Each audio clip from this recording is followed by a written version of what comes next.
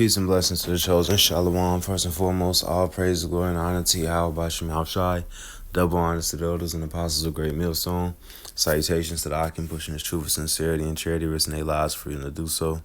I'm the brother Yalad, and responding to that video that you just saw. Fair use in the intro. Fair use on that video. Because people like to joke and say that it's as if they parents was abusive and often be the most mannerable and disciplined persons. Because why? Proverbs 13:24.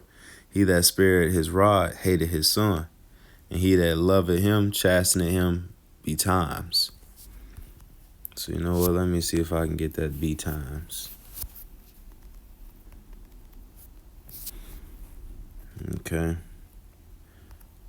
Because we not advocating for child abuse. We're not saying you gotta abuse kids. Alright. I'm just clarifying that. It says Shahar.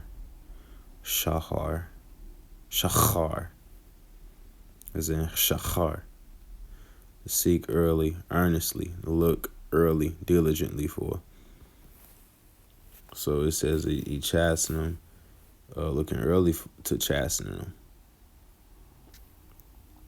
Okay, so this is a necessary part of character development, character growth. The proverb says that you should not spare the rod, basically, unless you hate your child. Why? Sirach, also known as Ecclesiasticus 30:8. A horse not broken becoming headstrong, and a child left to himself will be willful. Right. So what happens if they get willful as a child? Child's mind is it's not like an adult's mind. I'll say that nonetheless. But I'm gonna see if I can get this word here. Okay, so it's not in the blue letter, because the next verse says to cocker.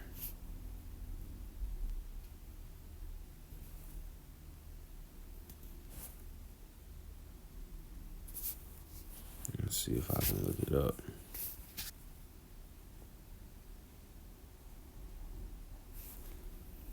Okay, well, I'm only going to go off of context with this one. It says, cocker thy child, and he shall make thee afraid. Play with him, and he will bring thee to heaviness. So, essentially saying that while a child is coming up, and if you play with them, and let me say it in words I remember when I was growing up. Children supposed to be seen, not heard.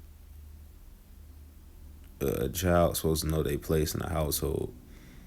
So it says in verse 10, it says, laugh not with him, lest thou have sorrow with him, lest thou gnash thy teeth in the end. Give him no liberty in his youth, and wink not at his follies. Bow down his neck while he is young, and beat him on the sides while he is a child, lest he wax stubborn and be disobedient unto thee, and so bring sorrow to thine heart. Chasten thy son and hold him to labor, lest his lewd behavior be an offense to thee. So this is exactly what prevents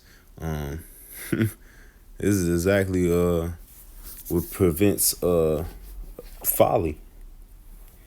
It's a lot of children that didn't get this kind of treatment, and they became school shooters. Now that's a whole nother separate issue. That's spirits created for vengeance. But nevertheless, a child left to himself being willful is gonna be, headstrong. Then they'll wax stubborn, because you ain't never told them no. And when they get to a certain age and they start to hear the word no, now they then got older and they didn't get to do their temper tantrum yet. And now they do their temper tantrum and they want blood. They all the evil that go on in the mind of a child, man. Are you kidding me? So it's love to chastise the child. Don't and you should not spare the rod, as it says in Proverbs. And it said to bow down his neck. So a child's supposed to be given work, you know. He's supposed to be given something to focus on. So Sirach 33 and 27, it says, send him to labor that he be not idle, for idleness teacheth much evil. Now this context is talking about a servant, having a servant. But having a child is like having a servant. At some point, you have to make them contributable. They have to be of use. They can't just sit around being like the drunkard. Because what happens with the drunkard child? Deuteronomy 21 and 18. If a man have a stubborn and rebellious son, which will not obey the voice of his father or the voice of his mother, and that they have chastened him, when they have chastened him, will not hearken unto them. So he's a demon. They already chastened him and punished him the best they could. This is just a demon. It says, then shall his father and mother lay on hold on him and bring him to the elders of the city unto the gate of his place. It says, and they shall say to the elders of his city, this is our son, stubborn and rebellious. He will not obey our voice. He is a glutton and a drunkard. All the men of the city shall stone him with stones that he die. So shalt thou put out evil from among you, and all Israel shall hear and fear. And that is the what's supposed to happen to a child that gets to a point where they headstrong and then became willful and disobedient. And this is a society of very bad kids roaming about, monstrous kids that haven't been disciplined, that haven't been, and that's what you see the world in this world. Yeah, it used to be before my time, your neighbors could whoop you when you was a kid. Your neighbors would catch you doing something. The teacher could whoop you. That was a thing. That stopped before my generation. And I grew up with whoopings. I like to say I turned out fine. I've known other people grew up with whoopings.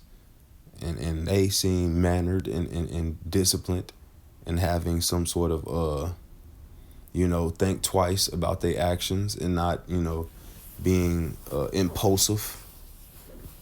But nevertheless, this is the way that you should come up.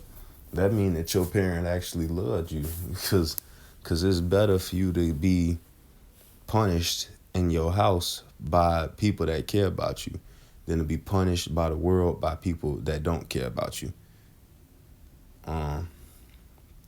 Lord willing, that was edifying, short, quick, and straight to the point. I'm going to give all praises, glory, and honor to Yahweh Bashim Yahushai and say Shalom.